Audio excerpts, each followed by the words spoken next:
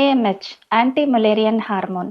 இது என்ன பார்த்தீங்கன்னா, கருமுட்டையில் இருக்க சிறு சிறு ஃபாலிக்கல்ல இருந்து உருவாகிற ஒரு ஹார்மோன்ஸ். இதனால என்ன நமக்கு இம்பார்ட்டன்ஸ் பார்த்தீங்கன்னா, நம்பர் 1 ஒரு பெண்களோட ஓவேரியன் ஃபங்க்ஷனை இன்டைரக்டாக அசஸ் பண்ணுறதுக்கு ஹெல்ப் பண்ணும். ஸோ ஒரு ஃபர்டிலிட்டி கெப்பாசிட்டி எப்படி இருக்குது அப்படிங்கிறத இதை வச்சு நம்ம கண்டுபிடிக்கலாம்.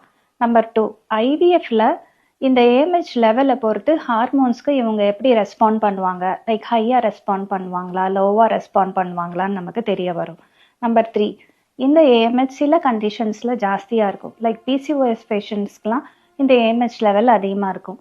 சில பேருக்கு லோவாக இருக்கப்போ அவங்களுக்கு ஏற்கனவே சர்ஜரி ஆயிருக்கலாம், or like endometriotic cyst surgery பண்ணியிருக்கலாம், பிசிஓ இருக்குது லேப் பண்ணியிருக்கலாம், or menopause level hormones range சீக்கிரமே வரலாம்.